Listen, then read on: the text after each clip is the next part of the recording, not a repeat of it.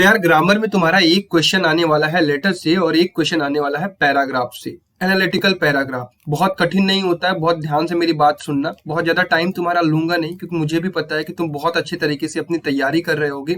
देखो, एक कंसर्न बच्चों का आ रहा है कि भैया यूट्यूब पर हमें लाखों वीडियो मिल रही है। हाँ हाँ, सही बात कर रहा हूँ, हर एक टॉपिक पर आपको लाखों वीडियो मिल रही होगी, लेकिन आपको चूज करना, ये ध्यान रखना है आपके लिए क्या यूजफुल है, आपको कहाँ से चीजें समझ में आ रही है। एक ही टॉपिक को 20 जगह पढ़ने से आपको कोई फायदा नहीं मिलने वाला है। सिर्फ आपको क्या करना है, किसी टॉपिक को आपको सर्च करना है, कोई भी टीचर आपको समझा देता है, समझने के बाद आपको क्या करना है, खुद से प्रैक्टिस करना है। बहुत सारे बच्चे यही गलती करते हैं, वो क्या लगे हुए हैं, हाँ यूट्यूब से देख लिया, हमने वीडियो देख लिया, हमें चीजें समझ में आ जाएंगी। बिल्कुल ऐसा नहीं है। जब आप एग्जामिनेशन हॉल में बैठोगे तो आपको यूट्यूब की कहानी नहीं समझ में आएगी। आप जब तक खुद से लिखे नहीं रहोगे तब तक आप नहीं लिख पाओगे। तो ध्यान ये रखना है कि टाइप्स ऑफ एनालिटिकल पैराग्राफ में अब आपको पढ़ाने वाला हूं। इसमें दो तरीके की आपकी चीजें पूछी जाएंगी। पहली बात मेरी ध्यान सुन लो, यहीं पे तुमको सारी चीजें समझ में आ जाएंगी। पैराग्राफ क्या है, एनालिटिकल पैराग्राफ क्या है। आपको कोई डेटा दिया रहेगा, उस डेटा को देखकर आपको उस डेटा को रिप्रेजेंट करना है। अब रिप्रेजेंट करने के लिए आपको क्या करना है, आपकी ये कॉपी है, कॉपी में सबसे पहले आपको जो सुटेबल टाइटल लगता है उस टाइटल पे लिख लो। अब पैरा लिखना शुरू कर दो। जैसे ही तुमने डाटा को पढ़ा, अब तुम यहां दिखाओगे कि it is stated in the given data, it is stated in the given pie chart, it is stated in the given bar chart, it is stated in the given flow chart. अब क्या state किया गया उसके बारे में थोड़ा सा लिख दो, 2-3 लाइन। ये हो गया आपका इंट्रोडक्शन वाला बात। अब इसके बाद अब वो जो चीज लिखी हुई है ना, उसको तुम अपनी भाषा में भी कितना एक्सप्लेन कर सकते हो, उससे तुमने क्या कहानी सुनी है, क्या कहानी समझी है, उसको अब तुम बॉडी ऑफ द पैराग्राफ में लिख सकते हो। अब फिर तुम्हें समझ में आ रहा है कंक्लूजन भी लिखना चाहिए, तो 1-2-3 लाइन की कंक्लूजन लिख दोगे। अब तुम्हें भी पता है कि इस चीज को कितने लाइन में लिखना है, 10 से 12 लाइन में।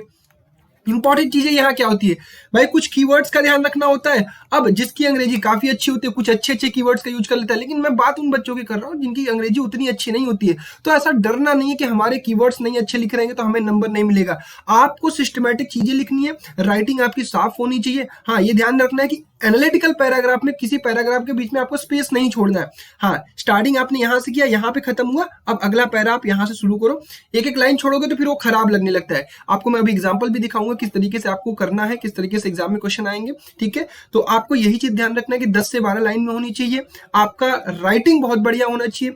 जो भी वर्ड्स आप लिखते हो ना, वर्ड्स के बीच में स्पेसिंग प्रॉपर होनी चाहिए कि हाँ यार एक स्पेस दिखना चाहिए। अब कुछ बच्चे एकदम सटा सटा के लिखते हैं, उन्हें दिक्कत होती है। ठीक है, चलिए, तो 2 टाइप का पूछा जाएगा, तो फ्लोचार्ट डाटा और ग्राफ बेस्ड। ये आसान होता है। आपको क्या करना है, इसमें एक फ्लोचार्ट दिया रहेगा, ग्राफ दिया रहेगा, उसको देखकर आपको एक कहानी लिख देनी है। जैसे मैंने यहाँ पर एक स्ट्रक्चर लिखा हुआ है। स्ट्रक्चर में सबसे पहले मैंने आपको बताया ना कि आपको हर एक चीज का टाइटल बहुत सुटेबल टाइटल होना चाहिए, बहुत छोटा होना चाहिए, जो कि तुरंत कैची टाइटल होना चाहिए ना। जैसे आप लोग देखते हो ना थंबनेल में, एक दिन में पूरा सिलेबस खत्म करे तो आप तुरंत उस पर क्लिक करते हो। सेम काम आपको भी करना है पैराग्राफ में कि भाई साहब टाइटल ऐसा होना चाहिए जो लोग पढ़ना चाहें। ठीक है, फिर देखो मैंने कहा ना कि इंट्रोडक्शन आपको देना है।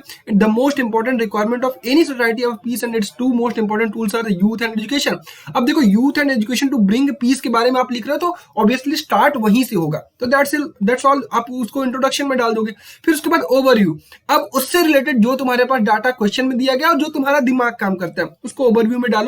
फिर आखिरी में कंक्लूजन में लिखो। जैसे यहां कंक्लूजन क्या है, unemployed people get interested by false promises and engaged in criminal activities.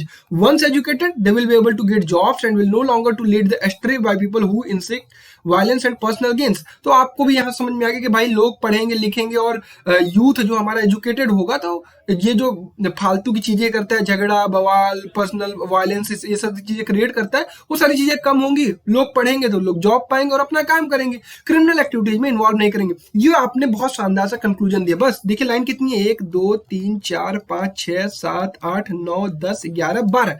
आपको भी ध्यान रखना है कि 12 लाइन में चीजें लिखनी है। स्टार्टिंग यहीं से करना, सब कुछ एकदम प्रॉपर दिखना चाहिए। हाँ, आपको गैप नहीं देना है पैराग्राफ में। ठीक है, क्लियर। ये चीज आपने भी जब बुक पढ़ते होगे तो पैराग्राफ के बीच में एक लाइन छोड़ी नहीं जाती है, पैराग्राफ ऐसे ही लिखा जाता है। ठीक है, क्लियर। हाँ, यहां पर आपने youth and education to bring peace लिखा था, इसके और इसके बीच में एक लाइन जरूर दे देना। ठीक है, आई होप आपको स्ट्रक्चर समझ में आ गया होगा, फॉर्मेट समझ में आ गया। एक तरह का क्वेश्चन आपको मिलेगा, या तो फ्लो चार्ट दिया रहेगा, या तो डेटा दिया रहेगा, तो ग्राफ दिया रहेगा। ग्राफ में भी आपको पाई चार्ट दे सकता है, बार चार्ट दे सकता है, कुछ भी दे सकता है। आपको कुछ करना नहीं है, ये एक सिस्टम दिया गया, इस सिस्टम को आपको पढ़ना है और समझना है कि भाई साहब यहाँ पे हो क्या रहा है। बस आपने पढ़ा, पैराग्राफ लिखा, यहाँ पर पे टाइटल यहाँ पे छूट गया, टाइटल यहाँ पे डाल देना है। फिर आपको जो समझ में आता है कि हाँ भाई इसमें क्या चीजें दी गई, आपने इंट्रोडक्शन में डाल दिया। फिर एक पैराग्राफ में आपने ओवरव्यू डाल दिया, एक या दो पैराग्राफ, आपकी इच्छा है, आपको लगता है कि मेरे लिए दो पैराग्राफ सुटेबल पड़ेगा, मैं चीजों को और अच्छे से इलेबोरेट कर पाऊंगा, दो पैराग्राफ डाल देना। फिर उसके बाद एक कंक्लूजन डाल देना, बात खत्म, यहीं पे चीजें आपकी फिनिश हो जाएंगी। अब एक चीज होती है ये है एक्सर्ट, मैं तो प्रोनाउंस ही नहीं कर पा रहा हूँ, क्यू बेस्ड, ठीक है। इसमें क्या होता है, किसी आर्टिकल से या कहीं से भी एक छोटी सी कहानी निकाल कर आपको दे दी जाती है। अब उसी छोटी सी कहानी को आपको समझ के पूरी कहानी लिखनी पड़ती है पैराग्राफ में। तो आप ये भी कर जाओगे, कोई दिक्कत वाली बात नहीं, इसमें कुछ है ही नहीं यार। एनालिटिकल पैराग्राफ क्या है? एनालिटिकल पैराग्राफ आपकी सोची समझी हुई कहानी को रिप्रेजेंट करने का तरीका है, जो कि आप कर पाओगे। जैसे the pain of animals, there has been an alarming increase in the cases of the currently against the animals. Each day one read about the heartless treatment meted cut to the poor animals who have no voice to the speak from themselves. हमें पता है कि यार animals के साथ किस तरीके से लोग बर्ताव करते हैं, कुत्ता देखा इधर उधर उसको पीटने लगते हैं, बहुत सारी चीजें एक्टिविटी। अब आपको भी अपना दिमाग अपना सेंस काम करना चाहिए और चीजों को आप लिख पाओगे।